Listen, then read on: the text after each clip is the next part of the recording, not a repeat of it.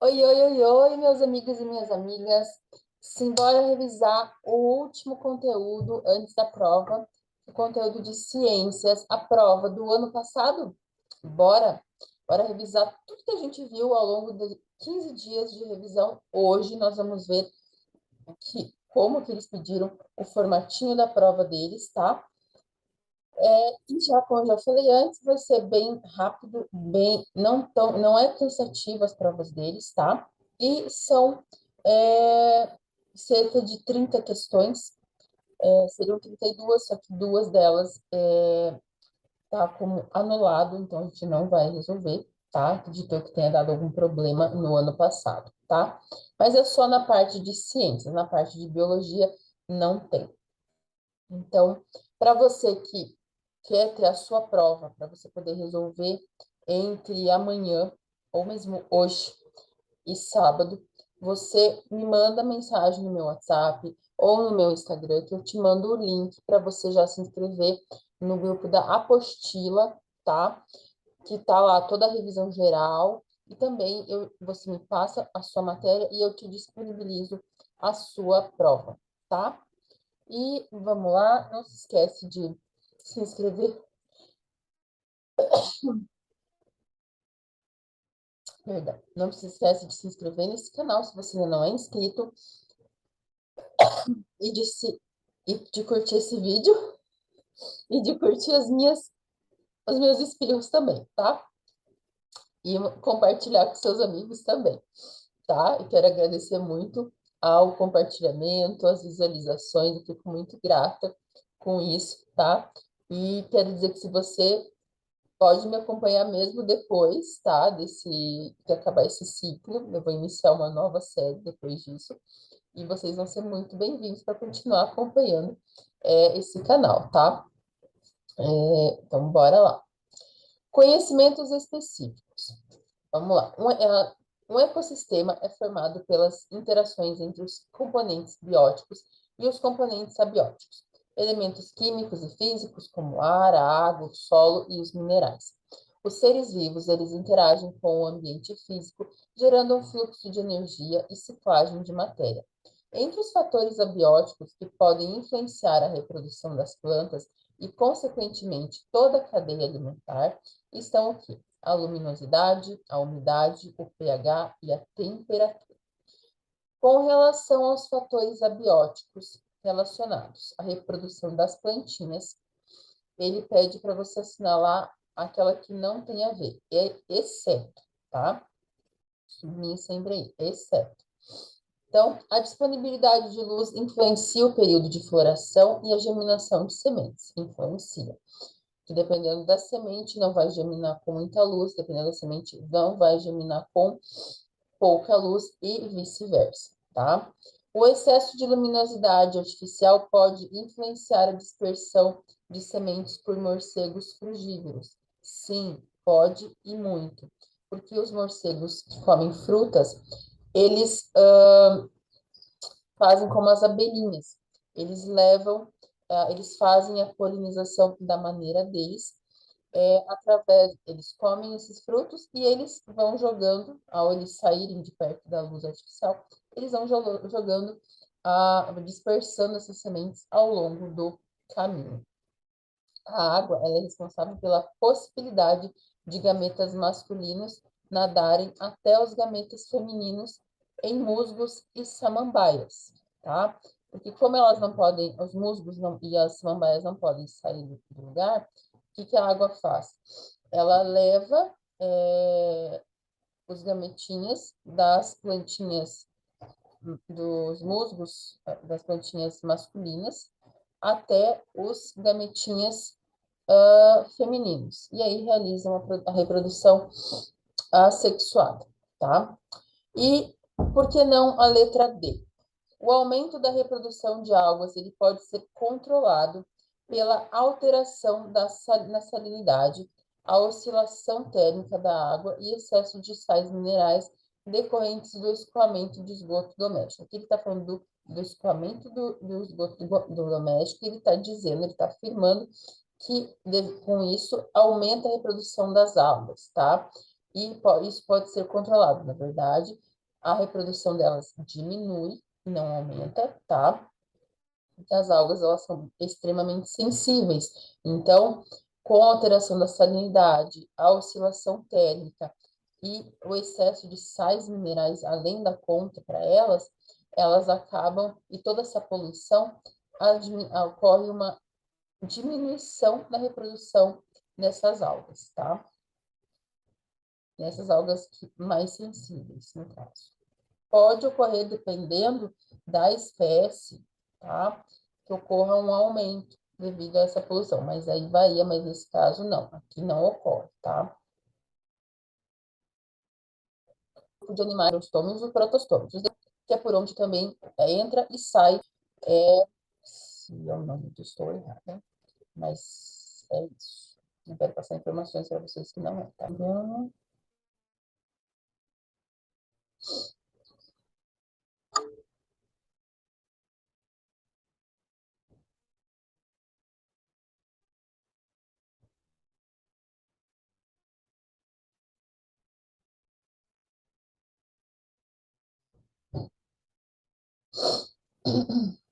Então, é um grupo de animais ligados por diversos aspectos embrionários, a forma de suas larvas, o desenvolvimento do celoma e pelas aberturas embrionárias que vão originar a boca e o ânus, tá? Então, eles têm, o deuterostômios, eles originam a boca e o ânus, tá? Deuterostômios, eles têm boca e ânus. E os protostômios, gravem, deuterostômios têm boca e ânus. E protostômios só têm a boca, tá? Então, vamos lá. Eu já falei sobre a questão dos folhetos embrionários, né? Podem ser ou triblásticos, certo? Então, vamos ver. Ele está querendo que você fale que não se corresponde a um indivíduo deuterostômico, tá? Então, eles todos têm simetria bilateral e radial, tá? Todos são triblásticos, embrionário. Todos têm celoma. Então, a letra D não pode ser, porque está falando que são amniotas e com dentes diferenciados. Eles têm ovo amniótico, fecundação interna. Eles têm caso da estrela do mar, tá? Ou dos pepinos também, que são os equinodermatas. E eles são bem diferenciados, mas só não é porque eles não são pseudocelomados, eles são celomados, tá? As relações ecológicas e a transferência de energia entre os níveis tróficos, desde os produtores, denomina-se cadeia alimentar. Cada componente de cadeia alimentar constitui um nível. Os produtores formam o primeiro nível, os organismos. O primeiro nível, com organismos autotrófos, os seres que se alimentam diretamente desses produtores, eles são primários, são secundários, e assim por diante. Os decompositores são responsáveis por transformar a matéria, sim, pode ser reaproveitada, reciclada e mandada lá para os produtores novamente. A energia não, tá? Sobre esse sinal afirmativa correta. Em uma cadeia alimentar, os consumidores podem pertencer a níveis tróficos diferentes? Não. Níveis de energia, sim. Níveis tróficos, não. Eles todos estão dentro da mesma, eles estão na mesma linha, mesmo nível, tá? Uma pirâmide ecológica de biomassa pode ser com menor peso e do que consumidores, tá? De repente, um consumidor com mais massa e um produtor com menos massa gerada. Sim. A quantidade total de energia fixada na fotossíntese por unidade de tempo é chamada produtividade primária líquida. Cadeia alimentar, ou quanto mais distante o organismo do início da cadeia, maior será a energia da cadeia. Quanto menor a cadeia, maior a energia do último consumidor. Do último consumidor, tá? Com relação aos produtores. 12. Principais culpados pela chuva ácida mudaram ao longo dos anos. O novo artigo aponta que usinas elétricas cederam o primeiro lugar aos agricultores. Até agora, considerava-se que os maiores emissores de enxofre, um componente da perigosa chuva ácida, eram as usinas elétricas movidas a carvão. Contudo, um estudo publicado hoje na revista científica Nature Geoscience aponta que o uso de fertilizantes e pesticidas em plantações ultrapassou as usinas com o maior responsável pelo enxofre jogado na atmosfera. Então, o uso de fertilizantes e pesticidas em plantações que ultrapassou até o tanto que as usinas contribuem para a chuva ácida. Normalmente, essa substância é aplicada em terras para aumentar a produção e a saúde das colheitas. No entanto, ela pode causar danos ao solo e aos rios próximos à plantação, além de causar chuvas ácidas, tá? Sobre as chuvas ácidas, é incorreto afirmar, tá? Então, ele quer saber o que que não corresponde às chuvas ácidas, tá? Então, alguns tipos de solo são incapazes de neutralizar, pelo menos parcialmente, a acidez da chuva ácida por causa da presença de calcário e cal, o CaCO3 e o CaO, natural, por apresentarem um pH alcalino, tá? Então, é através desse calcário, esse cal, que eles conseguem neutralizar, e aí, por causa desse pH alcalino. As chuvas ácidas, elas acontecem principalmente nos meses de inverno, não nos meses de verão. Para que o fenômeno ocorra, são necessárias algumas condições específicas, como baixa da umidade do ar e pouco vento. Pelo contrário, aumento da umidade do ar e muito vento. Tá? Na chuva natural, continuando falando deles, na chuva natural, o dióxido de carbono, CO2, é encontrado na atmosfera e ele se dissolve na água, ocorrendo a formação do ácido carbônico, o H2CO3, adquirindo um pH ácido que gira em torno de 5,6 e não traz grandes prejuízos à natureza, tá? Essa é a chuva natural, tá? Sem influência da poluição, que é o caso da chuva ácida, tá? Os principais componentes das chuvas ácidas são os óxidos de enxofre e de nitrogênio, tá? Que dissolvidos em água, eles formam o quê? Os ácidos sulfúrico, o H2SO4, e o ácido nítrico, HNO3, respectivamente. Esses ácidos são fortes, eles são tóxicos e eles se acumulam nas nuvens, tá? Então, anota aí, pega o caderninho, anota a letra A, a letra C e a letra D como características das chuvas ácidas, tá? Faz um resuminho aí legal sobre ela, tá? Infelizmente, a gente tem ela acontecendo muito mais do que a gente gostaria, atrapalhando muito a vida dos agricultores, a nossa vida também, tá? Segundo o Sodré, 2012, o aumento vertiginoso da população e da industrialização nas últimas décadas, assim como o surgimento de situações de escassez hídrica em regiões densamente povoadas, levaram a um cenário no qual grande parte das atividades antrópicas tem levado invariavelmente à poluição de águas naturais, superficiais e subterrâneas.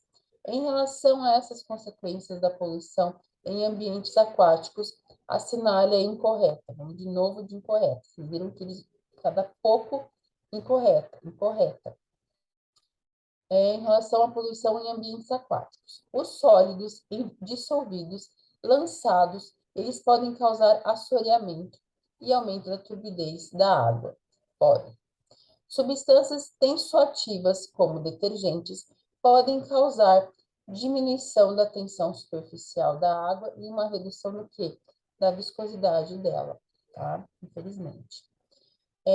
A matéria orgânica pode causar mau cheiro, nem sempre, devido à decomposição por bactérias aeróbias. Não, diminuindo a demanda bioquímica de oxigênio. Na verdade, aumenta com a poluição, ela vai aumentar a demanda do oxigênio, tá? O processo de eutrofização, ele consiste no enriquecimento da água por nutrientes e vai provocar um grande crescimento bacteriano, tá? Levando à escassez do oxigênio, tá? Então, no caso da C, é porque ele diminui a matéria orgânica, tá? Não causa mau cheiro e devido à decomposição das bactérias aeróbias, na verdade é anaeróbias, se não me engano, diminuindo a demanda bioquímica de oxigênio, na verdade, aumenta nesse caso, né? Questão 14. Considere as características das plantas em relação à adaptação ao meio que ela vive. Tubo polínico, embrião retido no gametângio feminino, flor e fruto. E aqui ele está pedindo para você afirmar se está correto ou não, sobre as traqueófitas. Quem aí lembra o que são as traqueófitas?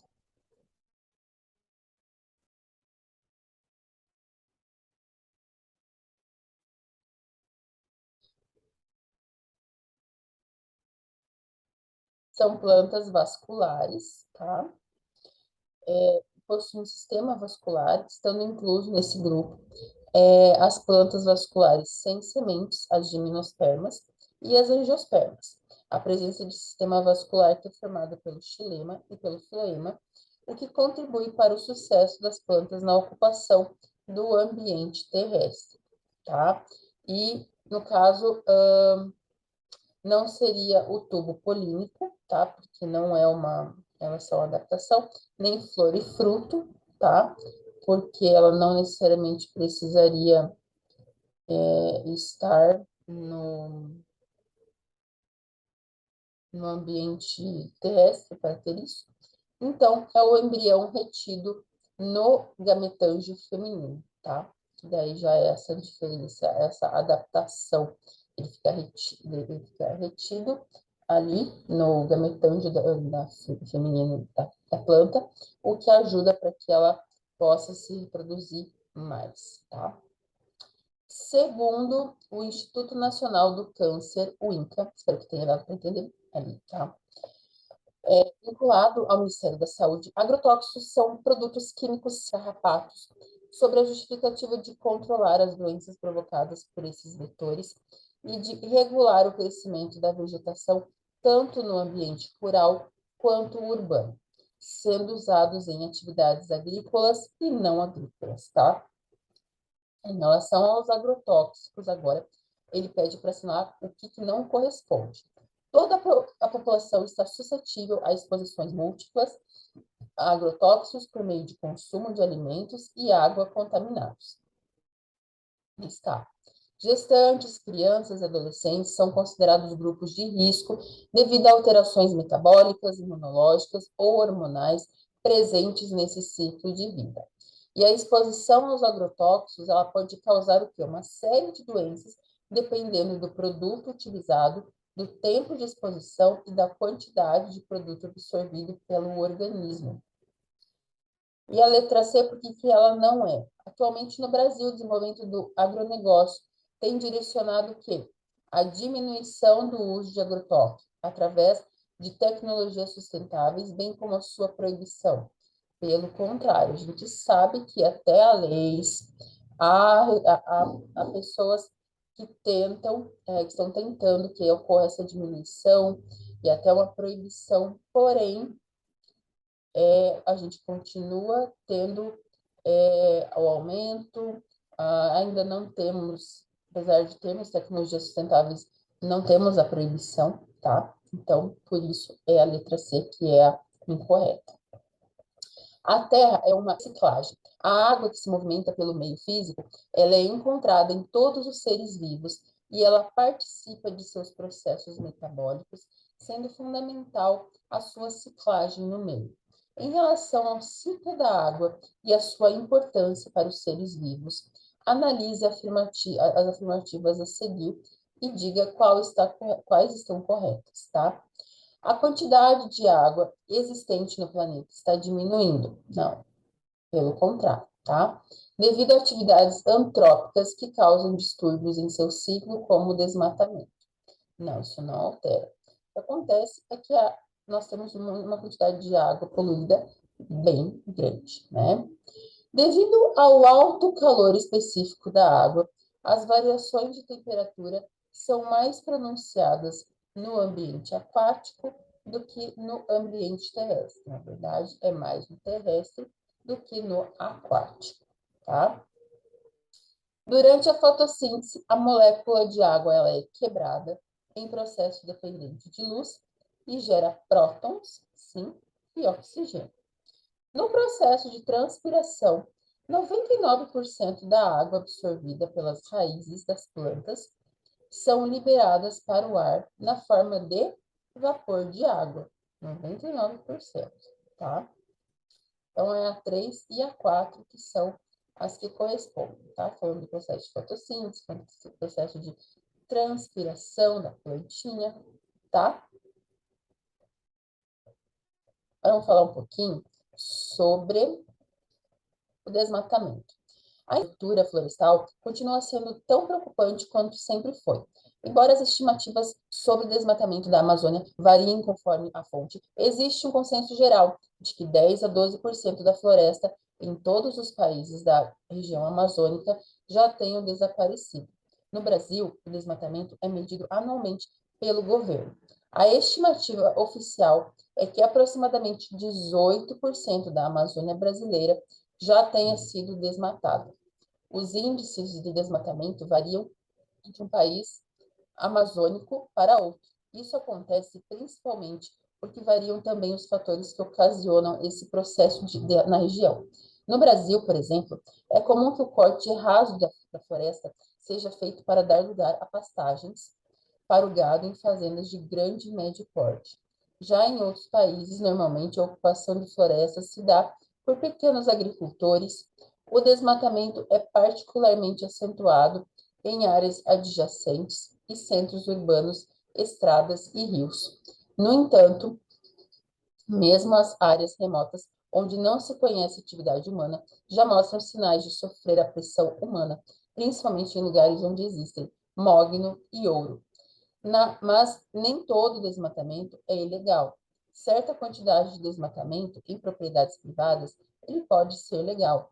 De acordo com o Código Florestal do Brasil, cada proprietário de propriedade, mediante autorização dos órgãos, tá? Então, eles podem fazer um corte raso de 20% da floresta amazônica em sua propriedade, tá? Mas tem que ter autorização. São considerados impactos ambientais causados pelo desmatamento. Aqui, antes de eu falar sobre o porquê, ela e tal, vamos lembrar uma coisa. Ah, chego na prova, me dá um branco, não sei o que quer dizer cada magnificação trófica, nem o que quer dizer. Então, eu vou focar no que é considerado impacto ambiental, beleza? Então, vamos lá. Degradação do habitat é considerado um impacto ambiental causado pelo desmatamento? Sim. A partir do momento que há um desmatamento, há uma degradação do habitat em que plantas vivem, em que animais vivem, tá? Pensa nisso. Segundo ponto, letra C. Perda da biodiversidade. Ocorre a perda de biodiversidade? Se pergunte na prova. Ocorre uma perda de biodiversidade causada no desmatamento? Ocorre essa perda ao ter esse processo de desmatar? Sim, sim. Modificação do clima mundial. Tem essa modificação do clima do mundo? Tem ocorrido isso devido aos grandes desmatamentos? Se a sua resposta for sim, beleza. Aí a gente volta para a letra A, que são 4 opções, então só pode ser magnificação trófica. Mas o que é essa magnificação trófica? E ela não é causada pelo desmatamento. Então, ela é causada pelo quê?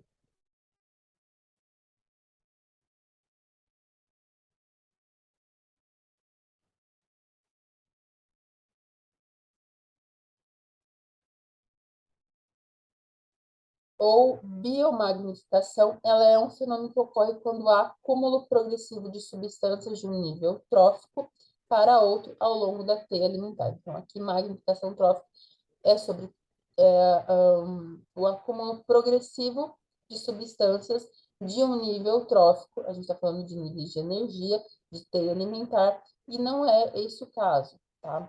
A magnificação trófica tem a ver com cadeia e teia alimentar e não com desmatamento, tá? Beleza? Gostaram da dica? Anota a dica aí. Sempre estou tentando, cada questão, trazer uma dica, tá? Um coral captura o alimento com pequenos peixes em seus tentáculos, que contém células urticantes chamadas quilidócitos, tá? E o puxa para dentro de sua boca. Aqui ele está fazendo o quê? Predatismo, predação, tá? As algas zooxantelas, elas vivem ao longo da superfície dos tentáculos de um coral, esse mesmo coralzinho, que obtém luz solar para sua fotossíntese, tá? Tendo ali uma colaboraçãozinha, né? Ela está habitando dentro dele ali. Os corais proporcionam um local para que essas algas vivam e elas emitam CO2 que as algas utilizam na fotossíntese, tá? À medida que as algas fazem a fotossíntese, o que elas vão proporcionar? Açúcares e oxigênio, que são consumidos por quem? Pelos corais. Então, os corais fornecem moradia para elas e elas fornecem oxigênio para os corais, tá? E diante do exposto, é possível perceber algumas relações ecológicas aqui. Nós temos predatismo, né? O coral se alimentando dos peixinhos que vão se acumulando nos seus tentáculos, e o mutualismo, onde o coral dá casa para as algas e as algas fornecem oxigênio para ele, tá? Não se encaixa parasitismo, porque nenhum deles está fazendo parasitismo. Competição, porque ninguém está competindo também. Comercialismo também não. E não tem uma protocooperação. Nós temos o mutualismo mesmo, a relação de um dá moradia e o outro dá oxigênio, e eles vão convivendo assim, tá? Uma relação bem bacana, tipo uma permuta. Em relação à localização da Terra no sistema solar, bem como os movimentos de translação e rotação, é correto afirmar que os planetas que compõem o sistema solar são Mercúrio, Vênus, Terra, Marte, Júpiter, Saturno, Urano, Netuno e Plutão. Plutão já é considerado, não é mais considerado, já tem um tempo. A teoria do geocentrismo, defendida por Copérnico, desloca a Terra do centro do mundo, colocando o Sol em seu lugar, ao contrário. Tá? Vamos ver? É isso mesmo? Eu não quero falar dessa coisa.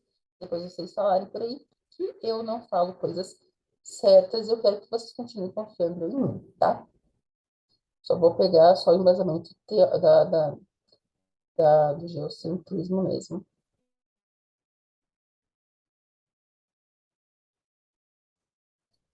É uma teoria astronômica que considera a Terra fixa no centro do universo, né? Eu falei que é o contrário.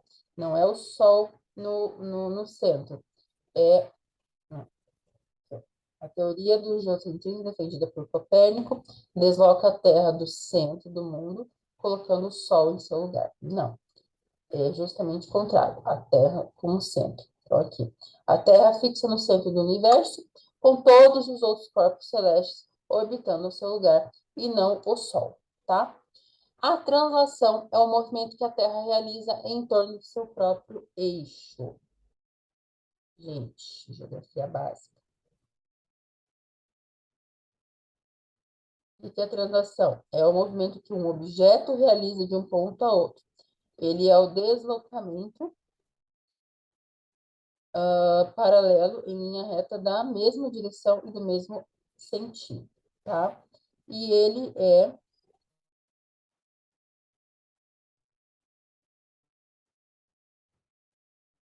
translação, ela faz em volta do Sol.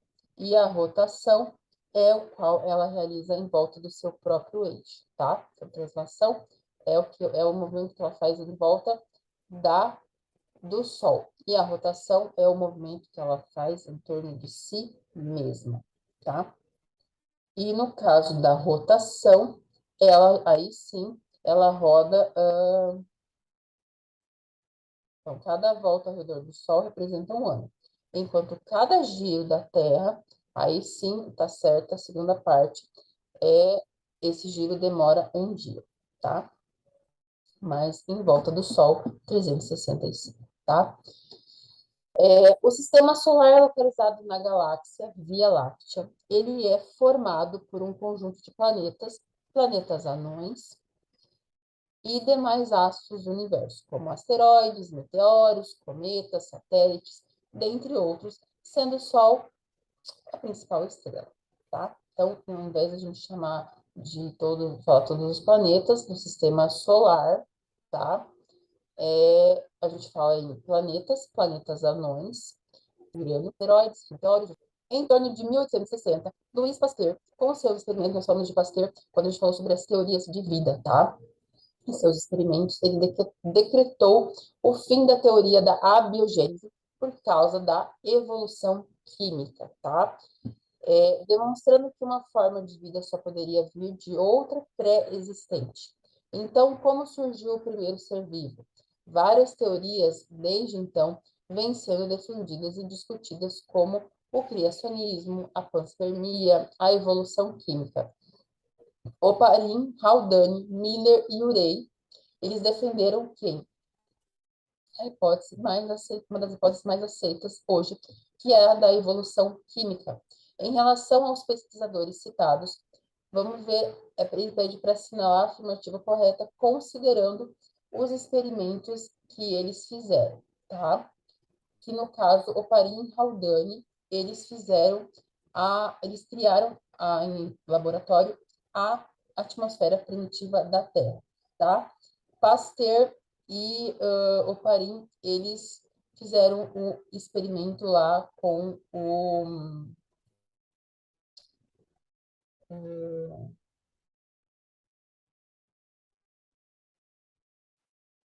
para descobrir sobre da onde vinha, né, para questionar uma outra experiência para ver se de Louis Pasteur, que ele falava que os organismos tinham se originado ali, de estarem dias quietinhos lá, e eles descobriram que não, que era aquele com o tubo lá do surgia lá dentro da água parada, né? Não era. É, Com os seus experimentos, estes pesquisadores puderam comprovar que os primeiros seres vivos eles eram heterotrófos e quimioautotrófos. Não, os primeiros indivíduos eles eram autotrófos e fotossintetizantes, tá? A gente até teve uma questão quando a gente falou disso dos primeiros seres e da atmosfera da Terra, tá? Lema de fotossíntese. Realizavam fotossíntese, então não eram quimiotróficos, eram fotossintetizantes. Assim como Spallanzani, Pasteur ferveu líquido nutritivo em um balão de vidro com o pescoço de cisne, permitindo a entrada de ar e micro-organismos. Não, Pasteur, ele fez o contrário, tá? E não permitiu a entrada de ar e micro-organismos, tá? Daí, por isso que ele descobriu e acabou com a teoria da abiogênese. Segundo Oparin e Haldane, na atmosfera primitiva da Terra existiam moléculas formadas pelos elementos químicos do carbono, hidrogênio, oxigênio e nitrogênio, tá? Isso sim. Miller e Urey construíram um aparelho que representava a atmosfera primitiva da Terra, citado por Oparin e Haldane, com a produção viva dos coacervados. Os primeiros, eles construíram sim um aparelho, mas não, a produção final não era os coacervados, não.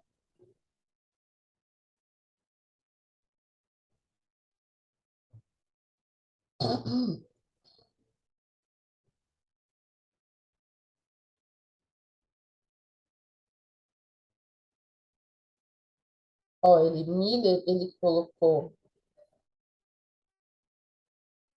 elementos da Terra primitiva em seu laboratório para comprovar a ideia de Oparin e Haldane, e os compostos da atmosfera foram inseridos em um balão que recebia descargas elétricas, simulando os relâmpagos das tempestades. Mas não teve a ver, a produção final não foi conservados, tá? Ele só queria mesmo ver a questão dos elementos que estavam na atmosfera para comprovar a evolução química, tá? Espécies invasoras, espécies naturais e não naturais e os seus impactos no ambiente. Peixe-leão invade o meio ambiente brasileiro e ele coloca espécies nativas em risco. Vocês viram que eu sempre estou marcando, sempre estou ali grifando, e eu dou essa dica para vocês. Grifem isso, tá? Leiam com calma, com atenção e grifem cada palavra-chave. Por exemplo, peixe-leão. é o nome popular de um gênero de peixes marinhos e venenosos. A espécie mais famosa é a Pterois volitans, originária da região do Indo-Pacífico. O animal foi avistado no Brasil pela primeira vez em 2014. Agora, um novo estudo analisou a captura da espécie e ele confirma que o peixe-leão ele está invadindo o meio ambiente brasileiro. O problema já é enfrentado na região do Caribe e em países como Estados Unidos e México. Conhecido por seu formato diferente e suas cores vivas, o lionfish se tornou uma espécie ornamental muito comercializada por aquaristas. É provável que um desses exemplares de aquário tenha sido despejado no mar, o que deu início à invasão nos Estados Unidos. No final da década de 1980, outra possibilidade é que o furacão Andrew, que atingiu o estado da Flórida em 92, tenha destruído um aquário e acidentalmente os peixes no, acabaram no mar. Desde então, o animal se espalhou pela região e causa prejuízos ambientais e econômicos, tá? A notícia pelo jornal da USP. As espécies exóticas invasoras são organismos que, introduzidos fora de sua área de distribuição natural, elas ameaçam a diversidade biológica. Considerando essa temática, assinale a afirmativa incorreta. Tá? Sobre as espécies exóticas invasoras, são organismos que, introduzidos fora da sua área de distribuição natural, elas ameaçam a diversidade biológica. Sim, questão relacionando as próprias espécies naturais, que por não conhecê-las, acabam não tendo defesa, tá? Vamos assinar a incorreta. Dentre as espécies exóticas invasoras de animais mais conhecidas do Brasil, temos o javali, que é um mamífero, o coral-sol, que é um felidário, o mexilhão, que é um molusco, o mexilhão dourado, que é um molusco, e o caracol gigante africano, que é um molusco também. A ausência de predadores naturais e a abundância de presas sem defesas naturais eficientes contra as espécies introduzidas, frequentemente elas têm vantagens para quê? Para essas espécies exóticas, né? Sobre as outras espécies nativas. Os meios de transporte possibilitam que os organismos ultrapassem barreiras que naturalmente seriam impeditivas para deslocamentos naturais. Acabam fazendo, né, elas acabam se adaptando, conseguem por causa desses meios. No ambiente marinho, as principais vias de dispersão e introdução são a água de lastro e a bioincrustação, tá? As espécies nativas sempre apresentam a vantagem, não, apresentam a desvantagem de elas já estarem adaptadas ao seu ecossistema. Pelo contrário, poderia ser uma vantagem, mas como elas não conhecem essas espécies invasoras, acaba acontecendo o que eu nem falo. Elas não têm a defesa natural contra essas espécies que estão vindo. O que lhes dá vantagem, né? Porém, os distúrbios em áreas naturais frequentemente criam vantagens para as espécies exóticas invasoras. Aí sim, a segunda parte, sim. Os distúrbios em áreas naturais frequentemente criam vantagens para as espécies exóticas invasoras sobre as espécies nativas, né? As espécies nativas. Hoje em dia, inquestionavelmente, a composição da atmosfera está mudando devido ao aumento das emissões de gases estufa causadas pela atividade antropogênica, como a agricultura, aterros e queima de combustíveis fósseis. Essas alterações têm ultrapassado a capacidade do planeta de resistir. Em relação ao efeito estufa, lembrando o que é o efeito estufa? Naturalmente, ele é para manter o quê? O nosso planeta com a temperatura ideal, aquecidinho, né? Tranquilinho. Só que com a poluição, com toda essa desregulação do meio, o efeito estufa, ao invés dele ser algo benéfico, como naturalmente ele deveria ser, ele acaba sendo algo, se tornando algo que não é bom, tá? Então, vamos ver verdadeiro ou falso sobre ele. A radiação solar, denominada luz visível, ela passa facilmente pelos gases da atmosfera. A radiação infravermelha, entretanto, é prontamente absorvida pelos gases na atmosfera, retendo o calor da radiação solar e mantém o quê? Nosso planetinho aquecido, tá? Devido a essas radiações solares e a radiação infravermelha.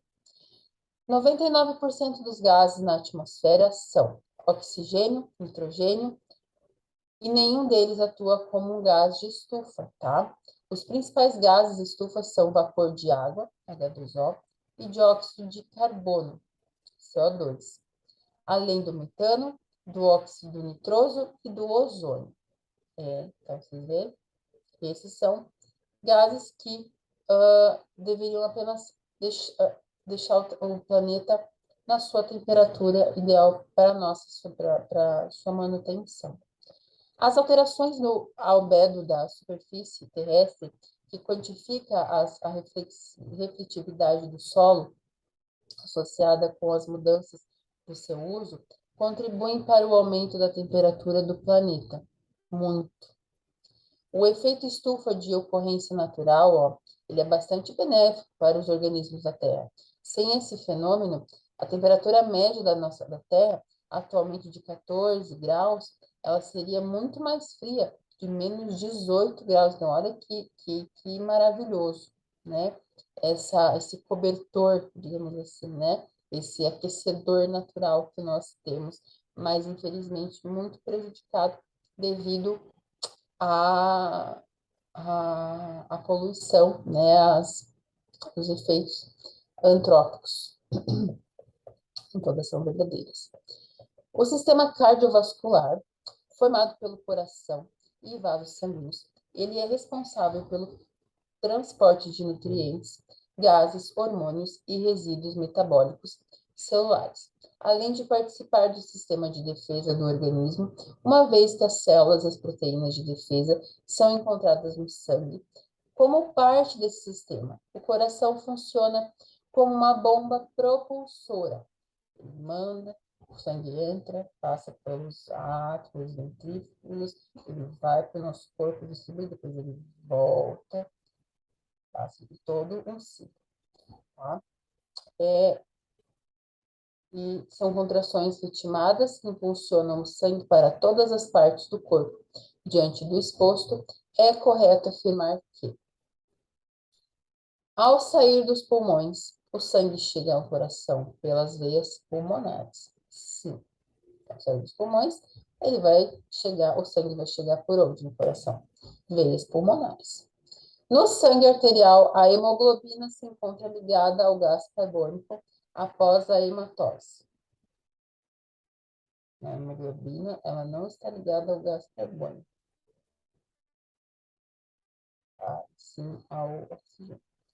Para realizar o percurso completo dentro do corpo, o sangue passa uma vez para o coração, não duas. A comunicação do lado direito com o lado esquerdo do coração se faz através da válvula atrioventricular direita e esquerda. Na verdade, pela válvula, pelo átrio, né? Passa pelos átrios, vai para os ventrículos. Eu acho que é direita, esquerda. A 24 é uma das questões que foi anulada. Então, achei interessante que eu falar sobre o sistema urinário, mas não. Questão 25. A hipófise, nossa querida glândula pituitária, se localiza na base do crânio, em uma área chamada chamada célula túrcica. Seu tamanho é semelhante ao de uma ervilha e ela é dividida em duas porções. A adenohipófise, que ela é responsável pela produção dos hormônios do crescimento, tá? E a neurohipófise, com a função de armazenar os hormônios antidiuréticos, a ADH e a ocitocina. A gente pode afirmar que a produção dos hormônios da adenohipófise, que é do crescimento, Ela é influenciada por hormônios secretados onde? No tálamo. Não, tálamo tem outra função. Glândula pineal? Não, nem tá lá. Glândula em outro lugar. Tronco encefálico? Não. É no hipotálamo, tá? Ela tá na hipófise, hipotálamo bem pertinho aqui. Então, ele que produz, ele que influencia nessa secreção desses hormônios, tá?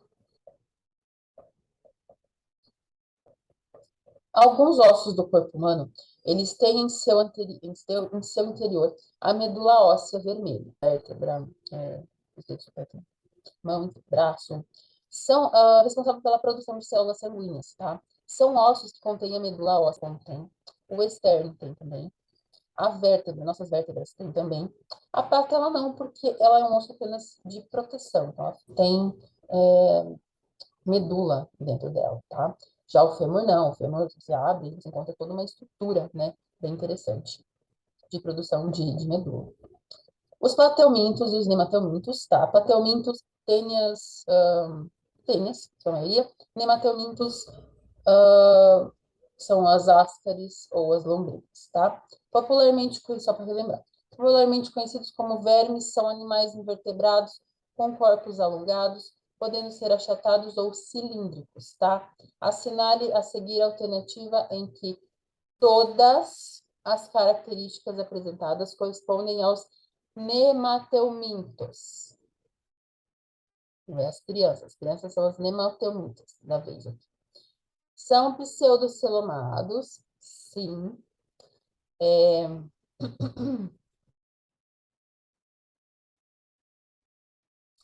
Tem ausência de aparelho circulatório, sim, como eles são vermes, então eles não têm.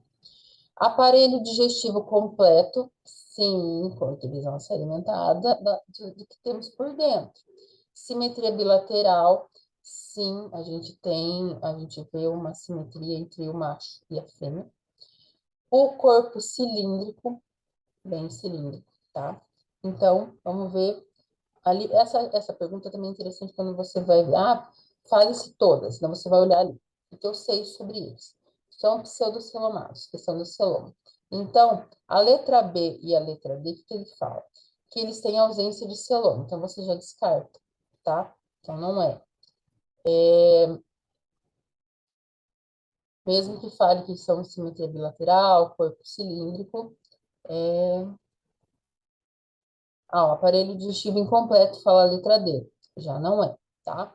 Então, daí, pode ser a letra A e a letra C. Vamos ver a letra C.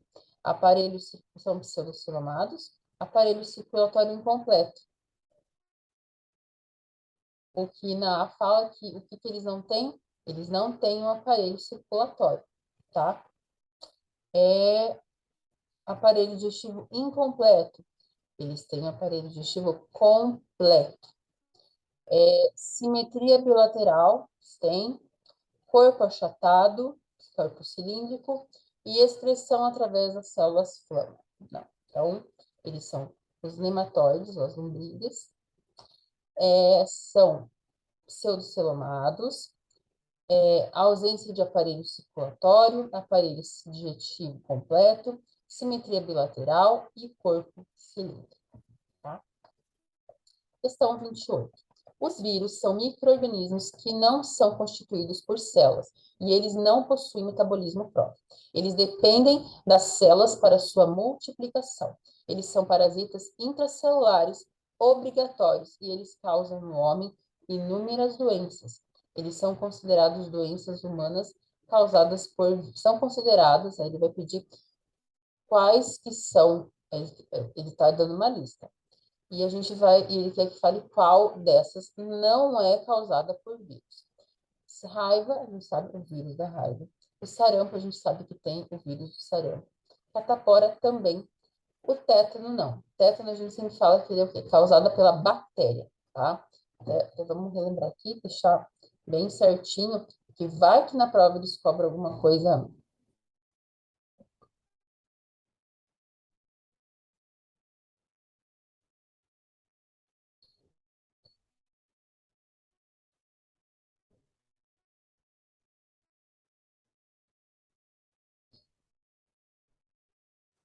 Então, é a bactéria Clostridium tetani, causadora do tétano. Ela pode ser encontrada normalmente na natureza, cuja identificação pode ocorrer na pele, na terra, galhos, plantas baixas, água suja, poeira e trato intestinal de animais e fezes, tá? E não apenas como pregos e cercas, né? Então, através da bactéria Clostridium tetani.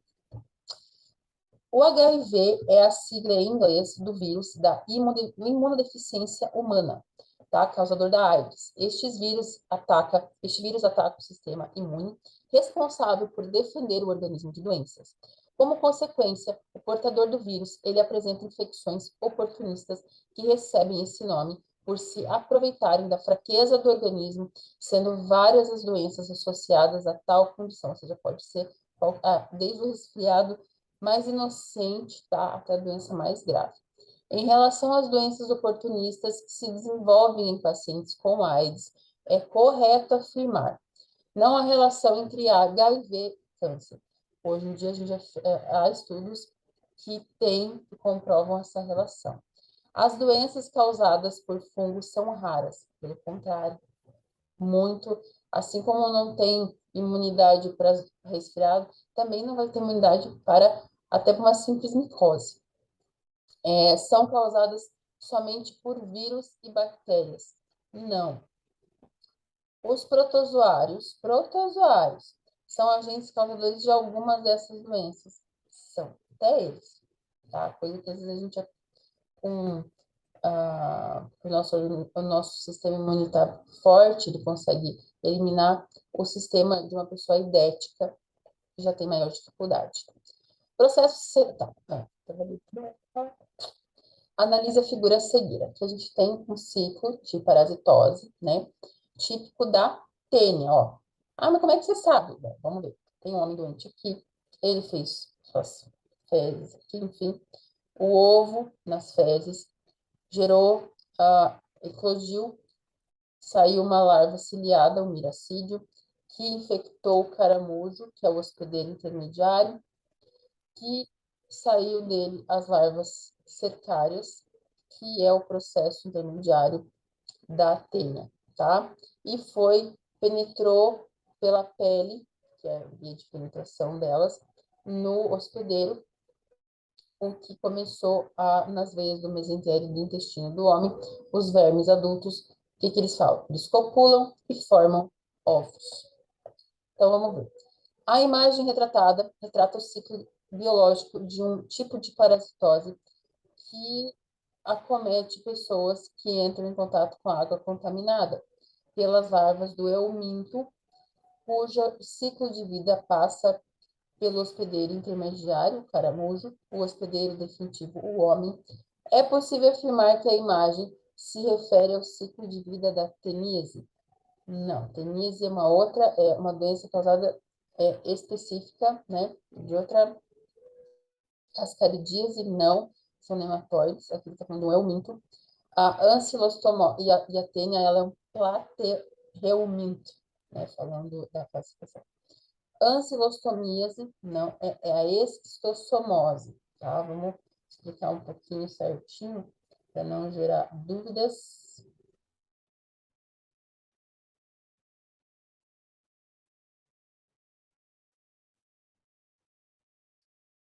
Ou barriga d'água, ela é uma doença causada pela infecção dos vermes parasitas de água doce de certos países tropicais e subtropicais, tá?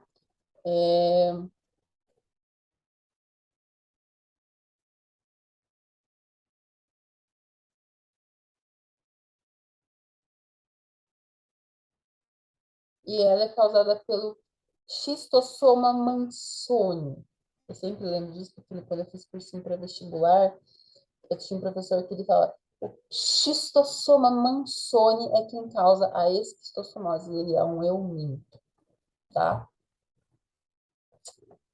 Em relação ao complexo teníase cisticercose, agora sim, teníase cisticercose, analise as afirmativas a seguir.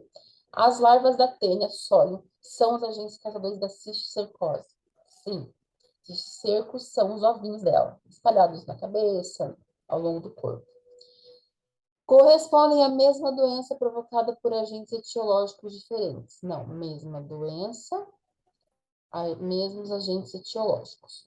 Tanto a tênia solium quanto a tênia saginata, quando adultas, elas exibem o corpo longo e achatado, em forma de fita, dividido em muitos proglotes e segmentos que contêm centenas de ovos, as duas.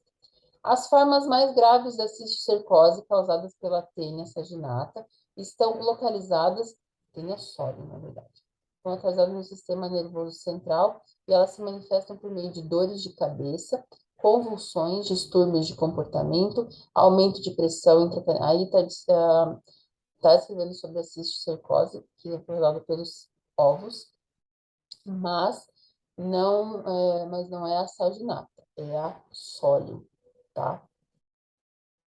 Então, é a 1 e a 3. São considerados doenças que podem ser provenientes de maneira eficaz que podem ser prevenidas, perdão, de maneira eficaz através da vacinação, a hepatite B, a coqueluche, as outras duas hepatites não, hepatite A nem a C, tá? A meningite, pode ser também, a difteria e a polio. A gente até está com campanha, sempre tem campanha da polio, difteria, meningite, coqueluche e hepatite B, tá? São essas 5. Leptospirose não. O HPV, ele tem um outro tipo de tratamento, mas a pessoa tem contato igual, mas que pode ser prevenida mesmo de maneira eficaz, são essas, a B, a coqueluche, meningite, difteria e polio, tá? Certo professor irá elaborar uma atividade prática para os seus alunos, na qual pretende demonstrar os principais componentes do sistema hidrológico, tá? Ele pegou uma caixa, usou uma mangueira e ele despejou gotas de água no chão do pátio de cimento, tá? E uma caixa de madeira com areia. Então, esta água, em ambos os casos, desapareceu. No caso do chão, a água provavelmente evaporou. E no caso da água, ela infiltrou na areia, tá? Entrou lá dentro, penetrou, né? Posteriormente, ele despejou gotas de água em uma superfície levemente inclinada e desceu e fluiu em direção às porções mais baixas, ou seja, fez uma drenagem, né? Ele drenou essa água ali. Quais são, respectivamente, os componentes do ciclo hidrológico? Liquefação? Não. A gente está falando de uma evaporação, né? Quando jogou água no asfalto e infiltrou na areia. Não? Então, não é sublimação, uma drenagem do ciclo, não, a desintegração e a decomposição dos minerais das rochas ao longo do tempo decorre em geral, da ação de agentes atmosféricos, chuvas, estiagens, luz solar, calor, frio e de agentes biológicos, raízes de plantas, fezes de animais. Trata-se do intemperismo. Eutrofização é um processo de alimentação. Mutualismo é um processo de, como a gente falou antes, de uma permuta, né? Um da moradia, o outro dá oxigênio, um alimento. Resiliência não quer dizer de ter um ambiente resiliente, né? Então, é um intemperismo, tá? Que é esse processo todo de desintegração, decomposição de minerais, tá ali. Camada que fica acima da maioria dos solos, formada por restos de folhas, galhos, frutos e demais partes vegetais, bem como remanescentes de animais e seus excrementos. É observada em florestas e bosques. Sua composição oscila de acordo com o ecossistema onde ela se situa. O que é um conjunto? O que é o ecossistema? É um conjunto de biomas. Tá? Então, a primeira coisa ali, vamos ver. Como exemplo, florestas tropicais com grande quantidade de árvores e animais, somados a elevados índices de chuvas e altas temperaturas, eles vão produzi-la em maior quantidade. Trata-se de um bioma? Não, bioma é um conjunto de ecossistemas e é onde cada determinada vegetação, temos determinada vegetação, determinada espécie vive, enfim. Habitat é onde determinada espécie de plantas vivem, determinada espécie de animais vivem, tá? Corredor ecológico, aí a gente já fala de extinção, tá? Serra pilheira, aí sim, você vai por eliminação. Pelos conceitos que você conhece, aí você chega no o que seria uma serra pilheira, que é justamente essa camada que fica acima do solo. São florestas tropicais com grande quantidade de árvores e animais, somados a elevados índices de chuvas e altas temperaturas, irão produzi-las em maior quantidade. Rolou dúvida na hora da prova? Sempre faz esse sistema de eliminação pelas coisas que você tem fácil nos teus arquivinhos ali, tá? Que você usa mais. A desinfecção química, só por curiosidade, né? Eu falei do corredor ecológico, porque às vezes pode ser que na prova desse ano, né?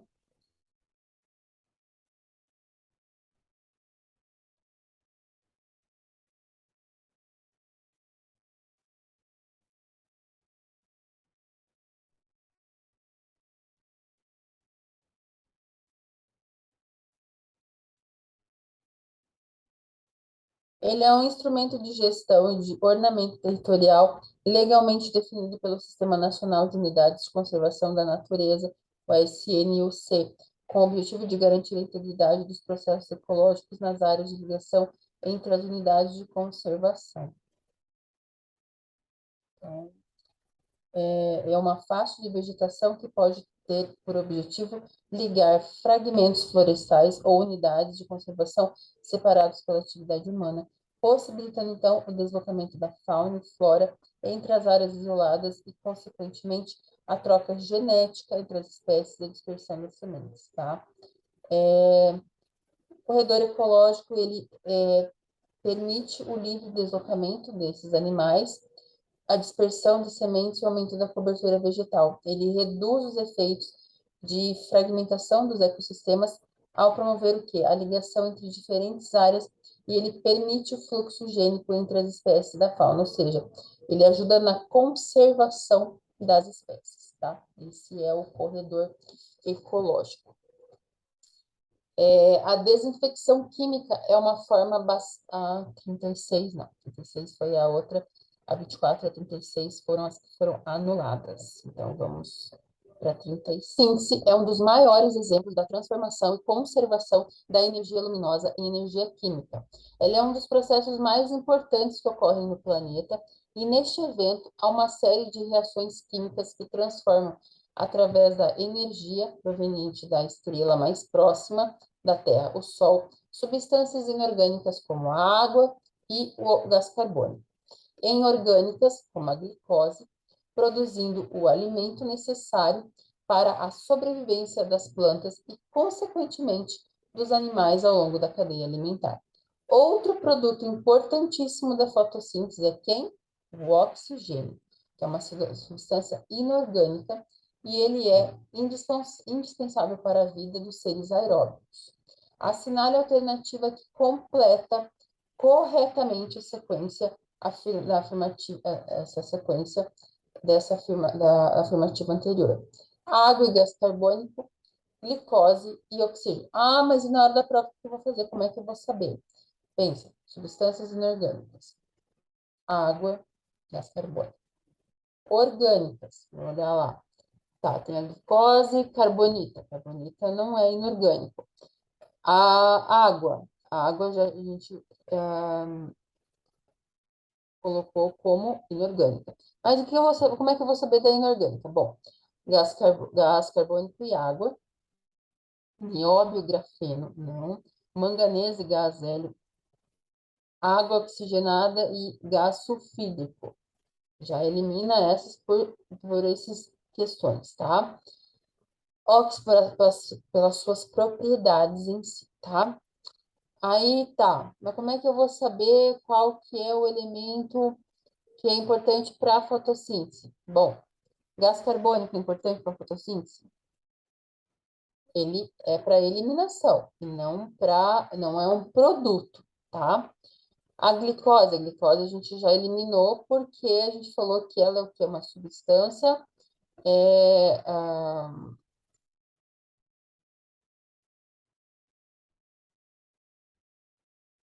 ela é uma reação química que transforma, através da energia proveniente da estrela mais próxima, substâncias, ó, a gente já elimina porque a água e o CO2 formam a glicose, que produz o alimento necessário para a sobrevivência das plantas. E aí, o produto da fotossíntese, tá? Então, eu já elimino o gás carbônico, porque ele já está na reação entre a água e a reação reagente com a água. E o ácido sulfúrico não tem como ser o ácido sulfúrico um produto da fotossíntese, tá? Então, por isso. Mas sempre faço esse processo de questionar e ir fazendo as substituições para ver se fica de acordo, tá? De acordo com o tema que ele pede, claro. Sobre a água nos ecossistemas, análise afirmativa a seguir. Água, tá? O volume total de água no planeta não diminui e nem aumenta. É sempre o mesmo. O que varia constantemente são as suas características qualitativas e não as quantitativas, tá? Importante. A qualidade dela é que varia. A água ocupa cerca de 70% da superfície do planeta Terra e aproximadamente 97,5% dessa água é rica em sais, que é o sal, né, dos mares.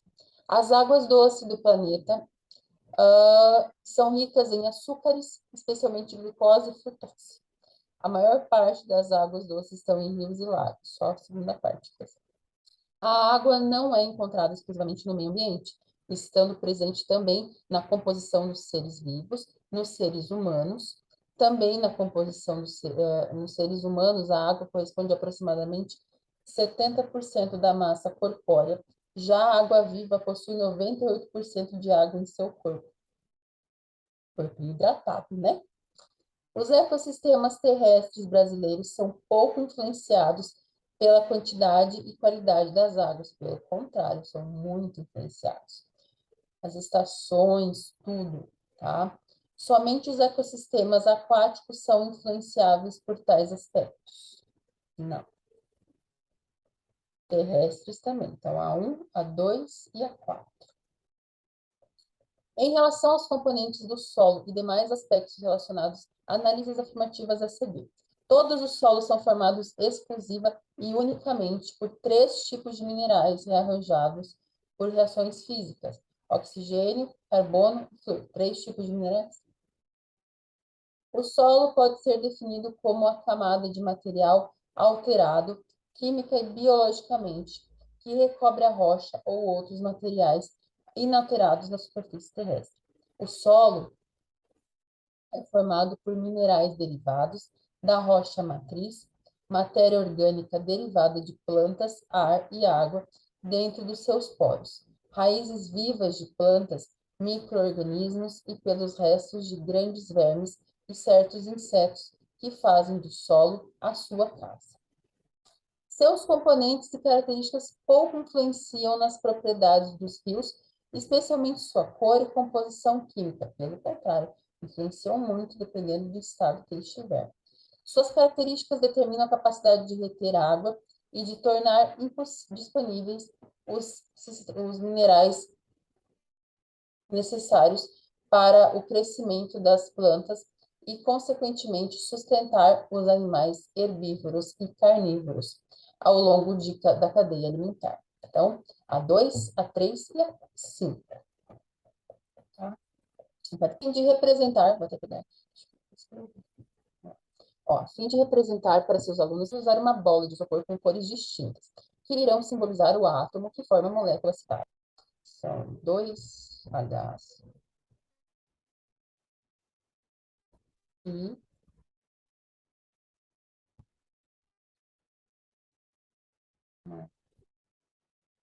oxigênio, tá? Então, quantas bolas deverão ser utilizadas e quais cores? 3 e uma na cor B, tá? Gostaram? Eu espero que vocês gostem mesmo. Daqui a pouquinho, hoje, quinta-feira, dia 22. E eu espero que vocês gostem, vocês da área de biologia e ciências. E você de revisão, que é as questões gerais, que é as suas questões, me chama no meu WhatsApp, me chama no meu Instagram, que eu posso te ajudar muito. Tá pedindo muitos conteúdos. E você entrando, né? Eu passo o link para vocês da plataforma lá. Vocês já envio para você a sua prova para você estudar. E você também já tem acesso à apostila de revisão geral, que foi o nosso vídeo. Não perde tempo, tá em cima da hora, tá, mas vocês ainda têm aí, se contar hoje, 3 dias, né?